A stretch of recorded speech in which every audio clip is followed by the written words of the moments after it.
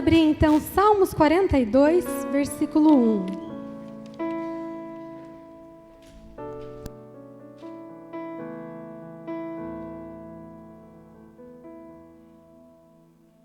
O tema dessa noite é saudade da presença de Deus, amém? E acredito que hoje a gente já pode sentir um pouquinho da presença de Deus aqui, amém? Quem sentiu a presença de Deus aí diz um amém bem forte, então. E é engraçado, mas não vou chamar de coincidência, porque o nosso Deus, ele é um Deus de planos, né? Mas a música que cantaram hoje aqui é exatamente sobre o que nós vamos falar. Sobre Sinto Fluir, né, que eles cantaram. Procurei em tantos lugares, em tantas pessoas, mas descobri que o seu rio está em mim. E é o que a gente vai ler aqui, amém? Todos acharam? Salmos 42, versículo 1, diz assim: Como a corça anseia por águas correntes, a minha alma anseia por ti, ó Deus. Vamos ler de novo? Como a corça anseia por águas correntes, a minha alma anseia por ti, ó Deus. Então, como a gente pôde cantar, né, nessa noite, a nossa alma, ela anseia pela presença do Senhor. Ela anseia. E quando o salmista fala, nos compara a nossa alma por ansiar a Jesus com a corça ela anseia por água, mas não porque alguém mandou ela ir atrás de água, né? A corça, quando ela vai atrás de água, é por uma necessidade. O que acontece com a corça quando ela não busca água? Ela morre. Ela morre. Porque nós, assim como a corça, precisamos de água.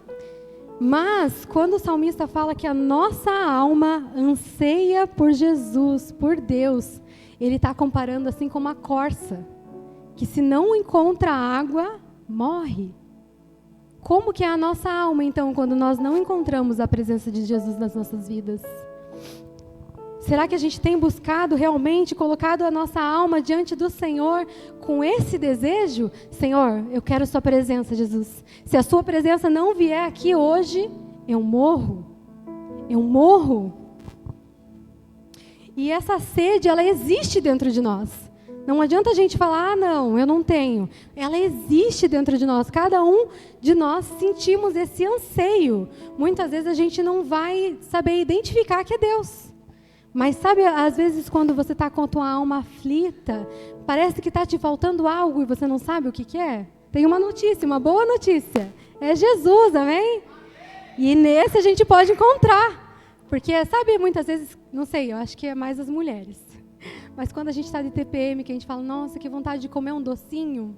Só que daí o nosso marido fala, é esse doce? Eu, não é esse. É esse doce? Não, também não é esse. E parece que a gente não encontra aquilo que sacia a nossa vontade de doce. Com Jesus é diferente, irmãs. Com Jesus a gente vai ansiar e a gente vai ter. Porque a presença dele é sobre as nossas vidas. E somente ele consegue saciar a nossa alma. Muitas vezes, quando a gente se encontra com esse vazio, com essa sede, nós procuramos preencher com outras coisas, né? Com outros lugares, outras pessoas, com relacionamentos, com dinheiro. E assim, às vezes quando a gente traz uma palavra dessa, parece que a gente está falando, não, você faz isso por mal, mas não é por mal que nós fazemos. Muitas vezes é por falta de conhecimento, por falta de sabedoria de que é Jesus essa sede. E quando nós percebemos que a gente lotou a nossa vida, a nossa alma com coisas que são passageiras, a gente percebe que é só Jesus mesmo para poder saciar essa nossa sede, a sede que tem na nossa alma. Amém? E como eu falei, essa sede que existe em nós, existe desde que nós nascemos. Porque Deus, ele nos criou com o propósito de estar na presença dele. Quero ler com vocês Gênesis 3:8. Gênesis 3:8. Que vai falar lá do início, né? No jardim. diz assim: quando ouviram a voz do Senhor Deus, que andava pelo jardim pela viração do dia, esconderam-se da presença do Senhor Deus, entre as árvores do jardim. Aqui nesse versículo nós podemos ver que fala que Deus, ele descia sobre o jardim na viração do dia. O que significa isso? Que a presença de Deus no jardim era constante. Todos os dias o Senhor era presente na vida de Adão e Eva. Ele ia ter um encontro com eles. E aqui o que acontece quando o Senhor desce ali, né? Na viração do dia? Eles se escondem da presença do Senhor. Mas eu já vou falar dessa parte, deixa eu só voltar aqui para eu mesma não me perder. Mas aqui a gente vê que desde o princípio nós fomos criados para a presença do Senhor. A presença de Deus, ela fazia parte da rotina do homem, fazia parte da rotina daquele casal. Deus andava pelo jardim, já imaginou? Como é bom, né, quando a gente sente a presença de Deus, assim, quando nós estamos na igreja, quando nós estamos imersos naquela presença, mas vocês já imaginaram a presença física de Deus? Todos os dias, passeando, querendo conhecer, querendo ter relacionamento com nós. Naquele momento que Deus descia sobre o jardim, havia um relacionamento, havia uma intimidade deles com Adão e Eva. O que nos leva a concluir que nós não fomos criados somente para acreditar que Deus existe. Sabe, muitas vezes a gente ouve tantas pessoas falando, a gente pergunta, você é cristão? Você acredita em Jesus? E a pessoa fala, não, eu acredito, mas ele lá e eu aqui. Nós não fomos criados. E quando a gente começa a analisar, assim, talvez vocês tenham alguma pessoa que é próxima de vocês que responda desse jeito. Mas aí quando a gente vai analisar a vida dessa pessoa, ela tenta preencher aquele vazio que ela sente de tantas outras formas. Porque só quer saber que Jesus existe e acredita que ele existe. Mas ainda não entendeu que nós fomos criados para viver com ele. Mas então, nesse mesmo versículo, fala que quando Deus ele desceu na terra, Adão e Eva se escondem. Porque o pecado veio sobre eles, eles escolheram o pecado. E quando eles escolhem o pecado, a presença do Senhor separa, né? Eles se separam da presença do Senhor. Não mais pela vontade de Deus, mas porque o pecado fez isso. O pecado nos separou da presença do Senhor. E a primeira reação deles é se esconder. Aquilo que era intimidade entre Deus e o casal começou a se tornar como um medo. Como será que teria sido? Eu fiquei pensando, né? Se Adão e Eva, quando Deus desce e pergunta, né, onde vocês estão? Como será que seria se eles não tivessem se escondido? Né? Tivessem reconhecido, Senhor, nós erramos. Nós erramos e nos arrependemos e queremos o teu perdão. Como será que teria sido? Mas eles fizeram o contrário, né? Eles se esconderam. O pecado deles não trouxe apenas a condenação, que a gente vê aqui o que aconteceu, né, depois da queda do homem, mas trouxe também o rompimento de um relacionamento íntimo de Deus conosco. Estão conseguindo me acompanhar, irmãos? Amém? Os pentecostais vieram? Amém. Mas é por isso que hoje nós temos essa sede dentro de nós. Porque lá no início, Deus plantou essa sede da presença dele dentro de Adão e de Eva. E desde então, essa sede vem sendo carregada por nós todos os dias. Mas quando a gente olha para a Bíblia, num geral, né, num todo, como a gente falou, né, o pecado separou o homem de Deus. Mas isso não significa que Deus não era presente na vida do seu povo. Porque quando a gente olha para a história da Bíblia, a gente vê a presença de Deus se manifestando de várias e várias formas. E uma delas que eu quero trazer o exemplo é através da vida de Moisés. Quantas vezes o Senhor se apresentou para Moisés? E aquela primeira presença que foi através daquela sarça, né, que é uma planta que não queimava, que ela ardia, mas não queimava. Ali o Senhor se manifestou para Moisés. Deus ele encontra Moisés naquele momento e não era somente uma manifestação. Porque às vezes, como que a gente pensa, né? A presença do Senhor, por exemplo, dentro da igreja. A presença do Senhor é quando alguém fala em línguas. A presença do Senhor é quando, nossa, alguém está prostrado no chão. Mas não. Muitas vezes, como aconteceu aqui com Moisés, a sarça não foi apenas para ser uma manifestação do Espírito. Não foi somente para ser uma manifestação da presença de Deus. Não foi para que Moisés ficasse impressionado. O que Deus pode fazer. Mas foi para direcionar Moisés em uma missão. E com isso a gente consegue entender que a presença de Deus, ela carrega um propósito. Toda vez que a presença do Senhor vem sobre nós, nós nunca saímos diferente. A presença de Deus, ela não é um arrepio. A presença de Deus, ela não é uma experiência. A presença de Deus, ela não é uma vibe. Não! A presença de Deus é real. E quando ela vem, é para nos trazer um propósito. Assim como foi na vida de Moisés, que Deus preparou esse propósito para ele guiar o povo, né? Direcionou Moisés em uma missão. E a presença do Senhor, ela não se afastou daquele povo. Quando eles estavam no deserto, a presença de Deus se manifestava através da coluna de nuvem, através da coluna de fogo, e acompanhando aquele povo e conduzindo. Então aqui nós vemos Moisés sendo direcionado para uma missão, mas também o povo sendo conduzido por onde andar. Olha que coisa mais maravilhosa da gente entender. Quando a presença do Senhor vem, ela carrega algo, não é somente para uma experiência. E a presença de Deus estava com aquele povo todo momento, direcionava eles. E outro exemplo também bem interessante, que é uma história que eu sempre medito bastante, que é sobre Elias. Quantas manifestações que Elias experimentou da presença de Deus. Quantos milagres ele viu acontecer. Ele viu fogo cair do céu. Ele viu aquele sacrifício ser consumido. Né? Ele viu o filho da viúva sendo ressuscitado. Quantas manifestações Elias viu. Que coisa mais maravilhosa. Mas o que eu acho mais interessante da vida de Elias não é essas manifestações extraordinárias. Deus estava ali? Estava, com certeza. Deus, ele se mostrou para todo aquele povo? Sim. Mas como eu falei para vocês, a presença de Deus, ela nunca vem vazia.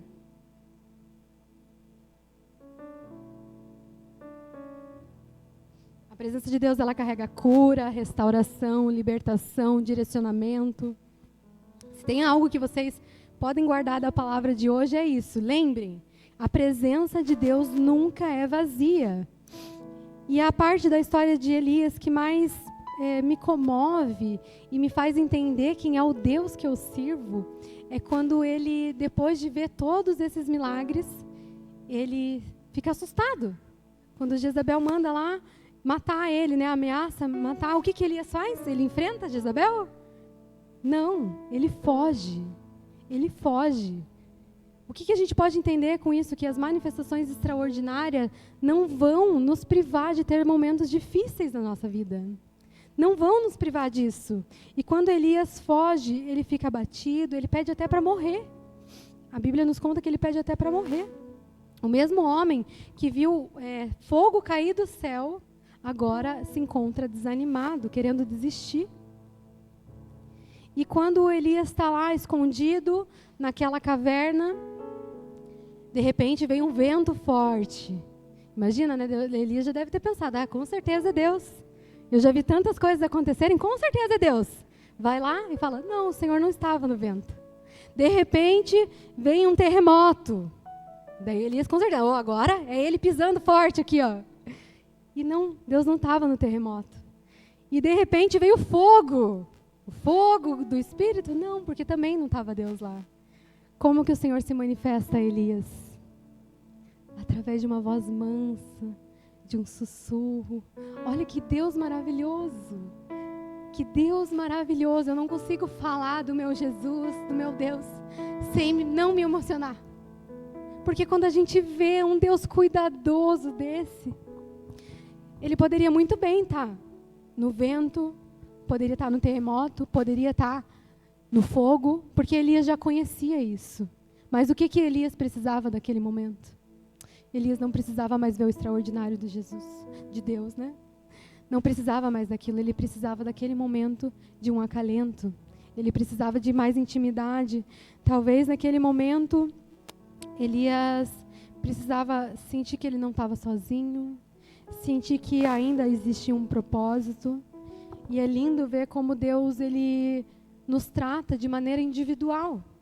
Porque talvez você hoje precise sim de uma manifestação extraordinária. E Deus está aqui para isso, amém? Talvez uma cura extraordinária, talvez um mover extraordinário, uma manifestação do Espírito extraordinária, mas talvez hoje você só precise ouvir a voz do Espírito Santo no teu coração, falando, se acalma, eu estou com você, né? E eu sinto Deus falando isso hoje para muitas pessoas aqui.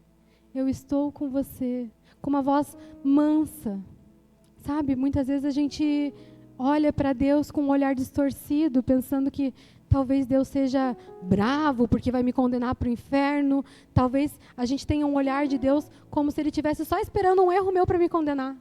Mas esse não é o nosso Deus. O nosso Deus está esperando, sabe o quê? O nosso arrependimento. O nosso arrependimento para que Ele esteja de braços abertos, assim como aconteceu com um filho pródigo. Está pronto para nos perdoar. E a presença de Deus não vem vazia.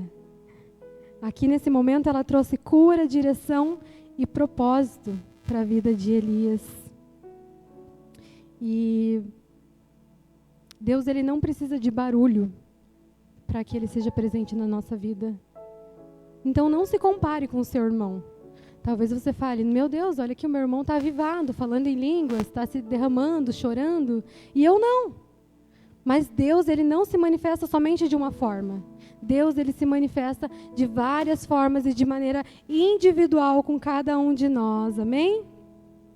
E nós fomos criados para estar nessa presença todos os dias. O que nos separou foi o pecado. O que nos separou foi o pecado.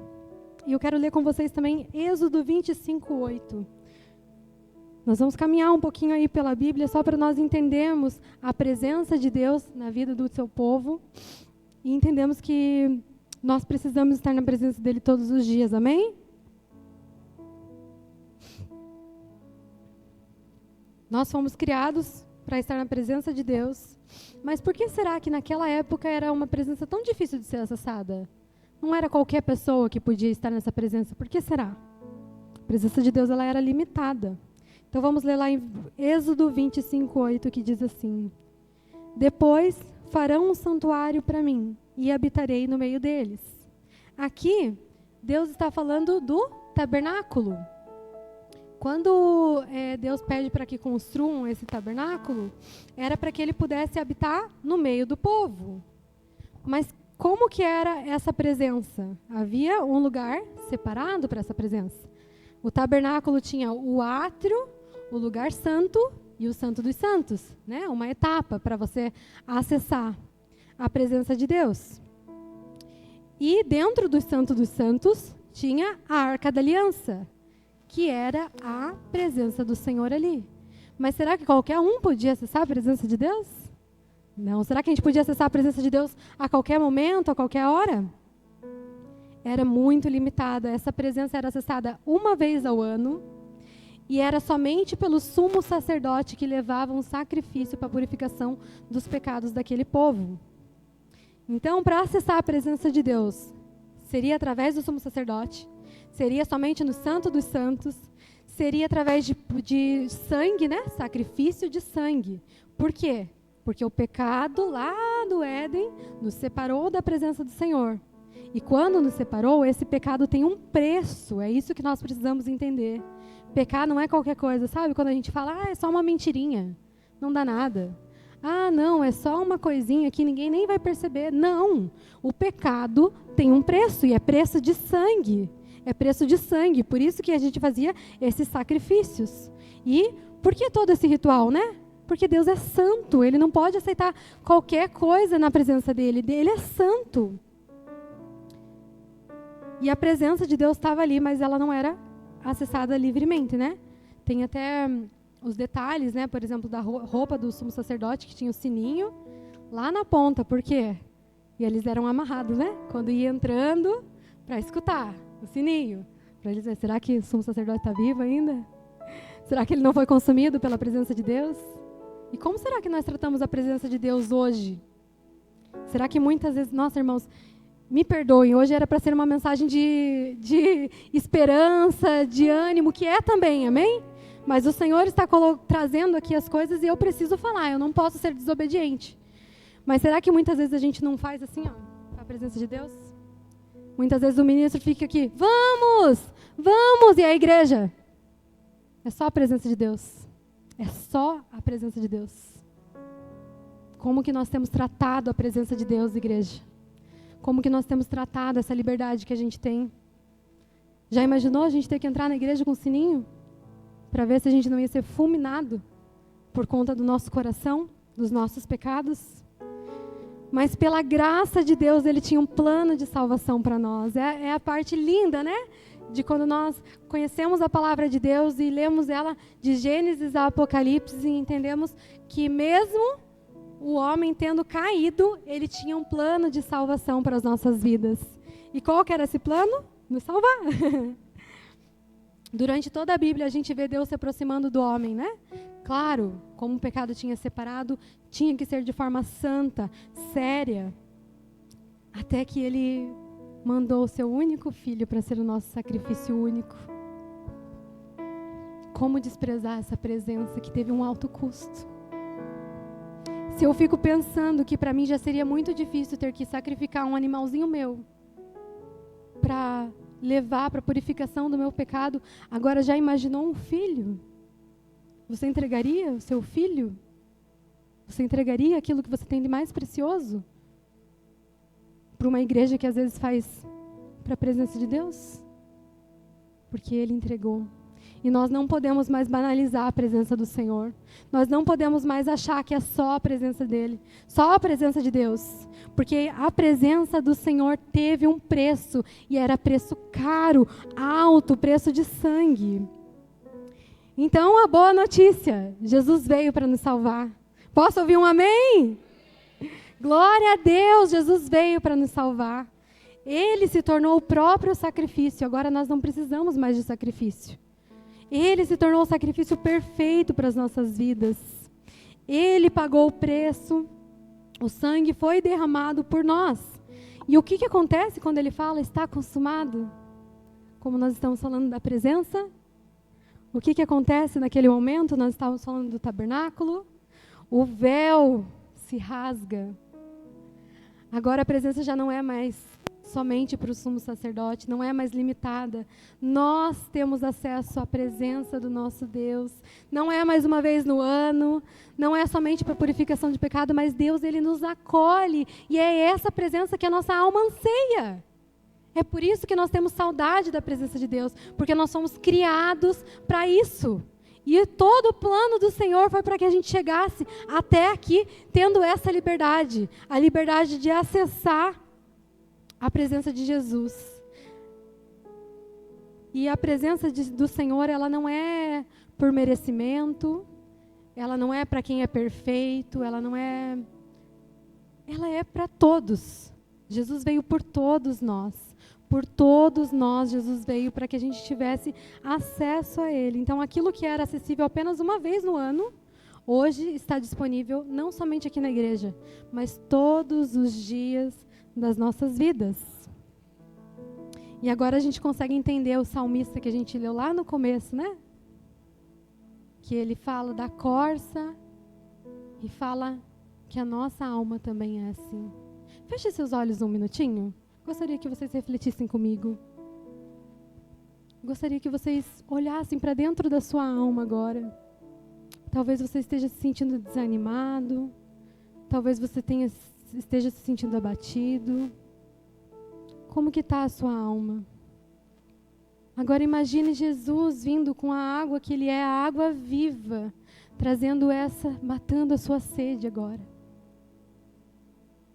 O Senhor nos deu a imaginação para nós imaginarmos mesmo, e através disso Deus pode trazer a cura agora aqui para você. Então se permita a imaginar aquele buraco na sua alma, e Jesus vindo com a sua água.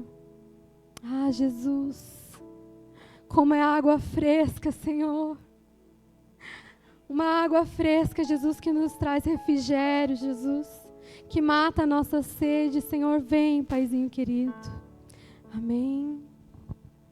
Eu quero ler com vocês a continuação do Salmo 42.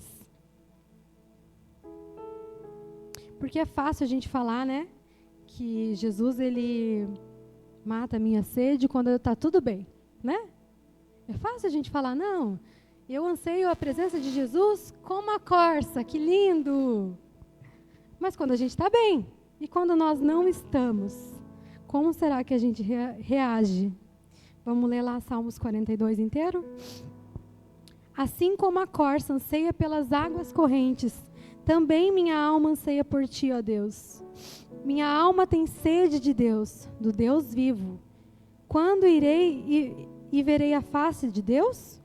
Minhas lágrimas têm sido alimento dia e noite, enquanto me dizem toda hora, onde está o teu Deus? Derrama minha alma dentro de mim ao lembrar-me de como eu guiava a multidão em procissão à casa de Deus, com gritos de alegria e louvor, multidão em festa. Por que está abatida, ó minha alma?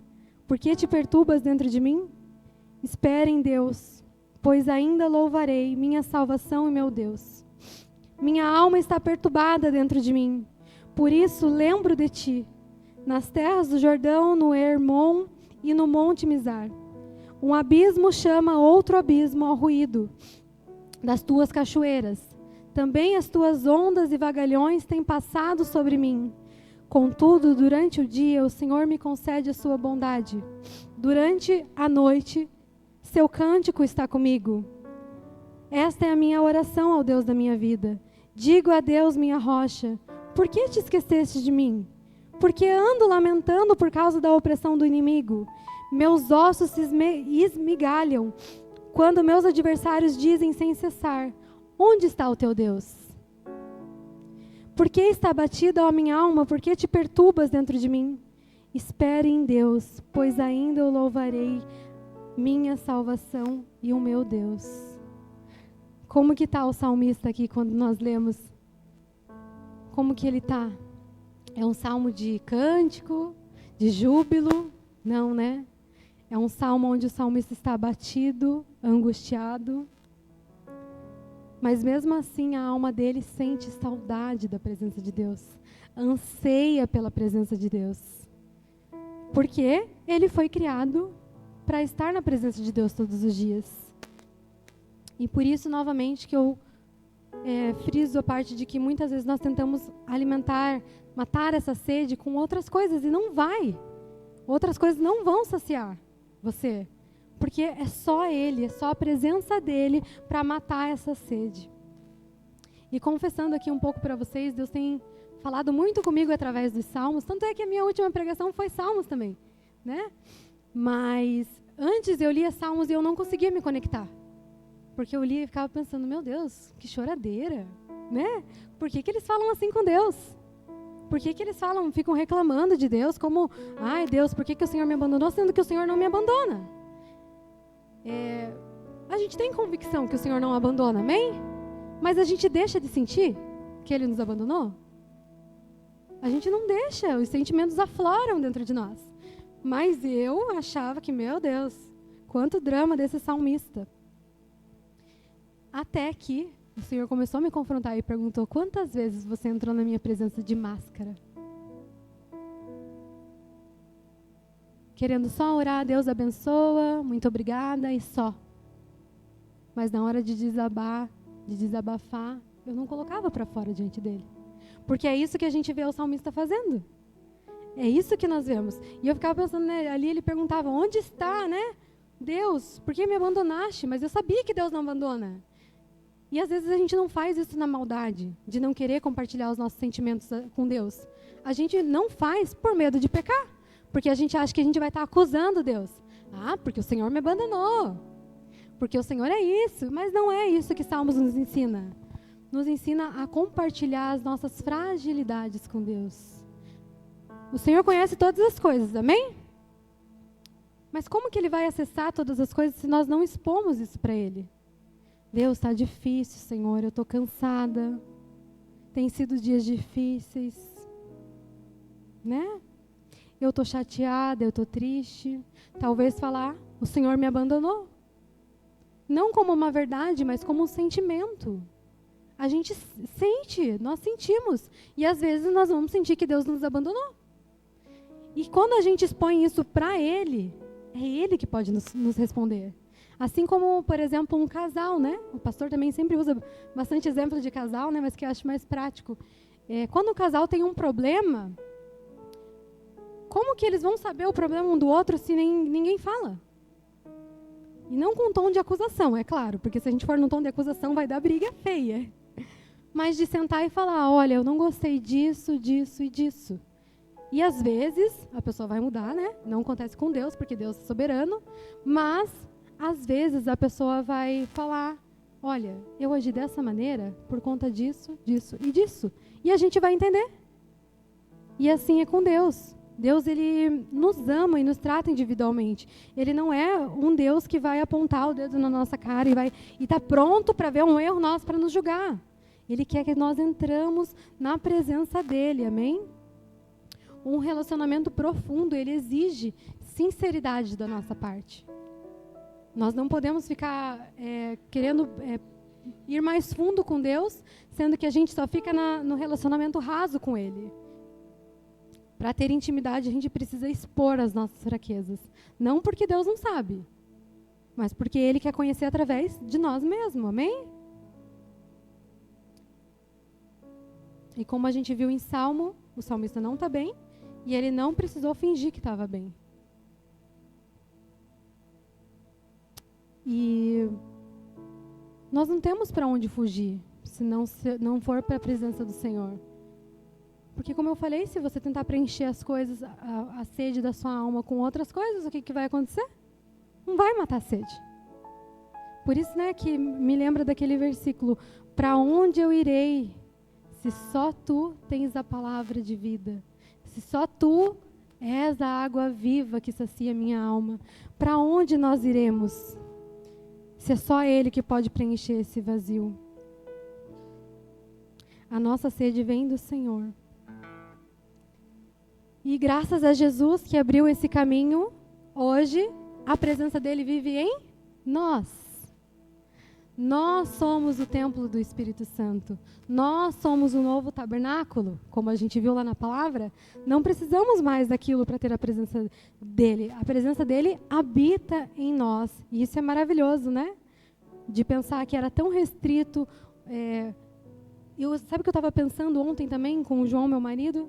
Eu gosto de treinar a minha pregação antes de pregar. E eu treinei com o João ontem. E daí, no meio da pregação, eu quis conversar com ele, tipo, nossa, faz sentido. Mas vocês já pararam para pensar que com um presidente, por exemplo, todo mundo tem acesso ao presidente? Porque ele é uma pessoa importante, né? Está num cargo importante. Mas vocês já pararam para pensar que é o Deus que nos criou?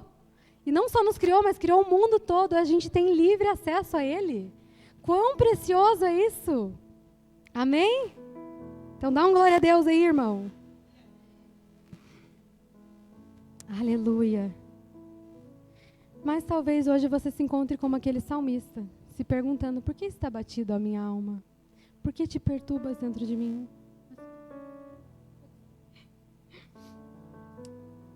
Mas hoje Deus está lembrando você, espera em Deus. Espera em Deus. Volte para a fonte de água viva. Volte para a presença dEle.